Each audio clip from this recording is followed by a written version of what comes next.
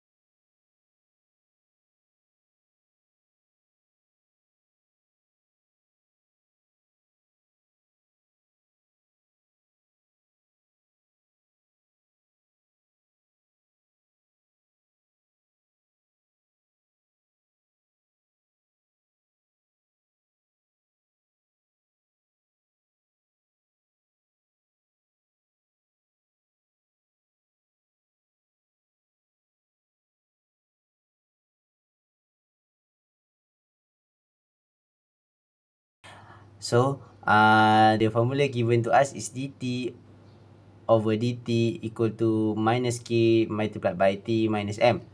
T is the temperature of object, M is constant temperature of surrounding medium, K is positive cooling constant that depend on the object and its surrounding, dt over dt is the rate of change of absolute temperature.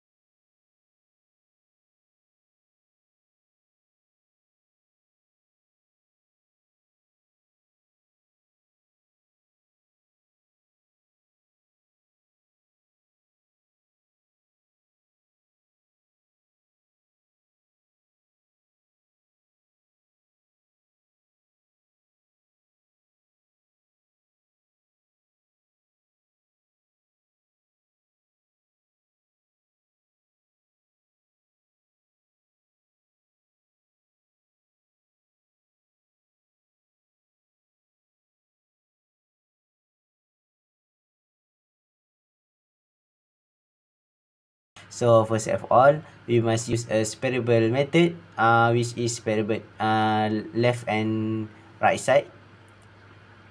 After that, we integrate the both side and to eliminate ln which must add exponent, and then the final answer is t equal to m plus ae power of minus kt is which is ec equal to a because ec is constant and a constant.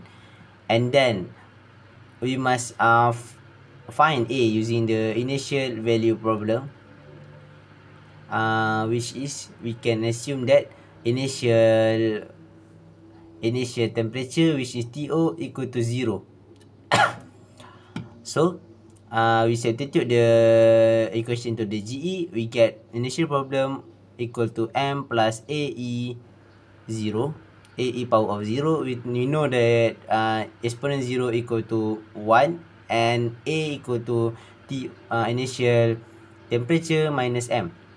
We substitute back to the GE, and the final GE we get T equal to M plus TO initial temperature minus M multiplied by exponent power of negative KT.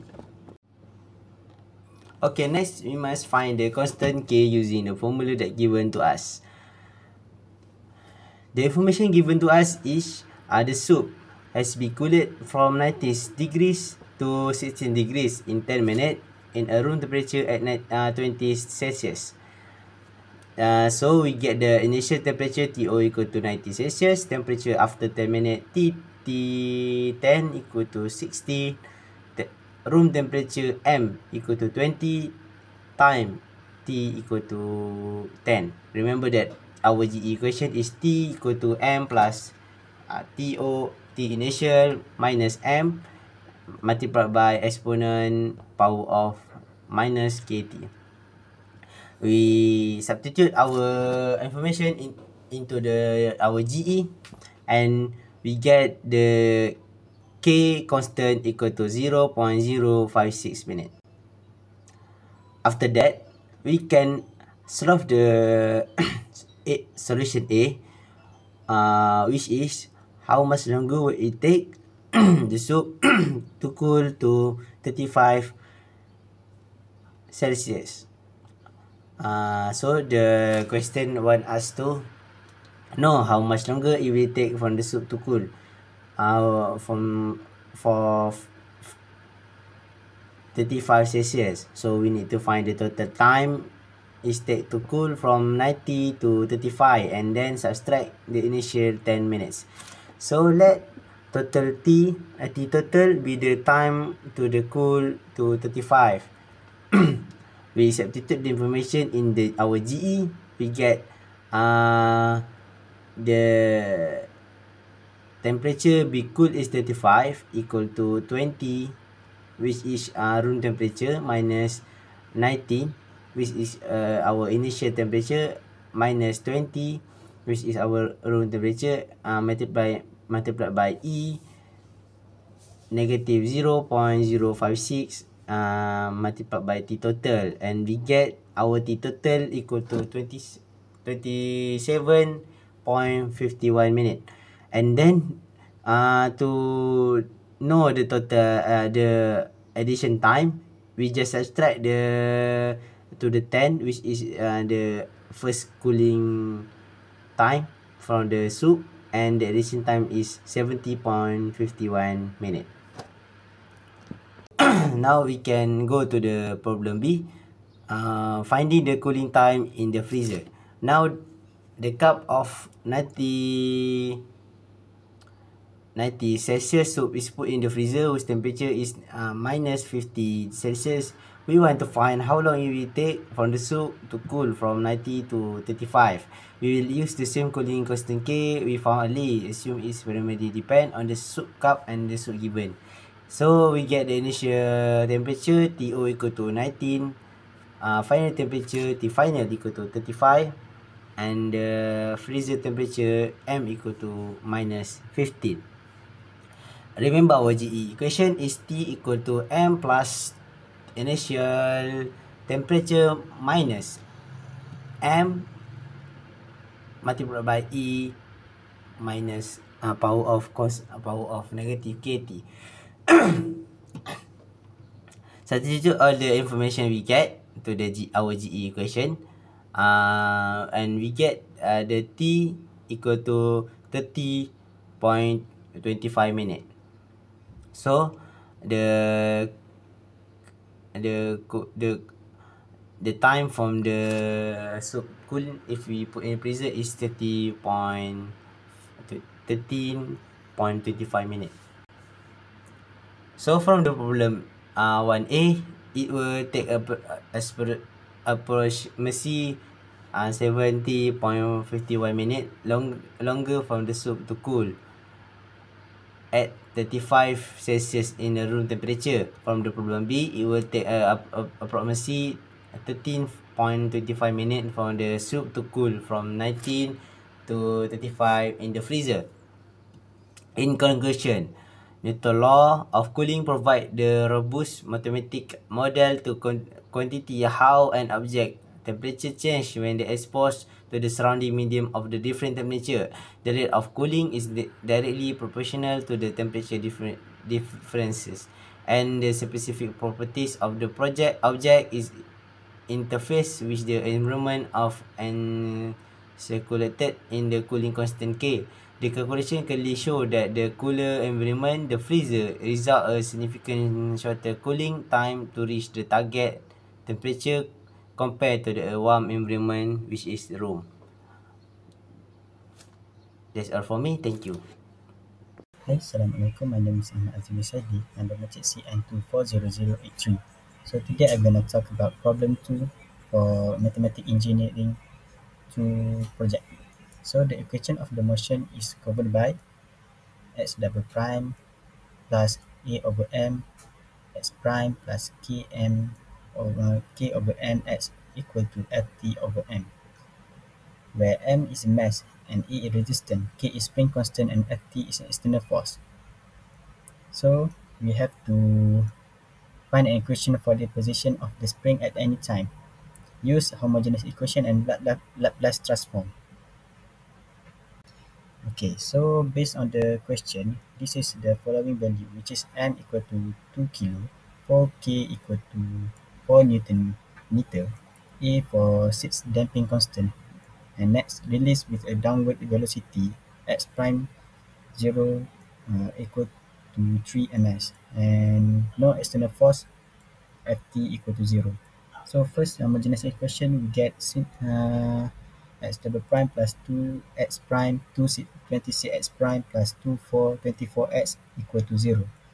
So when we simplify it, we get differentiate it, so we get double x double prime plus 3x prime plus 2x equal to 0.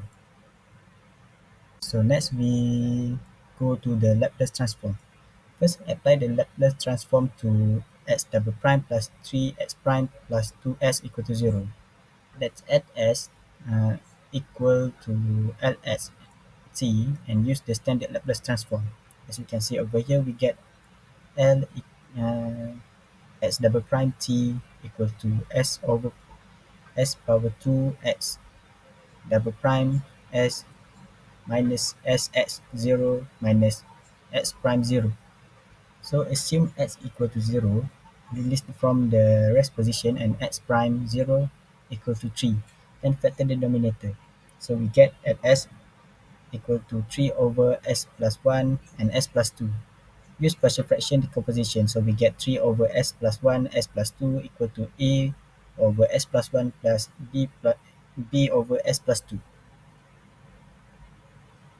So then we solve the problem. As we can see here, 3 equal to a s plus 2 plus b s plus 2, and let's s equal to minus 2 and 3 equal to a 0 plus b minus 1, b equal to minus 3. So we get s xs equal to 3 over s plus 1 minus 3 s plus 2. Take the inverse Laplace, so we get here xt equal to 3 exponent minus t minus 3 exponent minus 2t. So the final answer for homogeneous and the Laplace transform, x double prime plus 3x prime plus 2s equal to 0, and xt equal to 3 exponent minus 1 minus t minus 3 exponent minus 2t. For interpretation of the result, the given problem describe a mass spring system where a 2 kilo mass is suspended from a spring with a constant 4 Nm and a damping constant of 6, with no external force acting on it. The system is released from the rest with initial downward velocity of 3 ms. From the given parameter, the homogeneous differential equation governing the motion is x double prime plus 3x prime plus 2s equal to 0. Using Laplace transform and applying initial condition x0 equal to 0 and x prime 0 equal to 3. The solution obtained is xt equal to 3 exponent minus t minus 3 exponent minus 2t. This solution represents an overdamped response, meaning the mass returns to equilibrium without oscillating. The exponential term indicates the displacement decrease over time due to damping, and eventually the system comes to the rest. The absence of oscillation and gradual return to equilibrium show the effectiveness of the damping and absorbing motion energy in stabilizing the system. Thank you.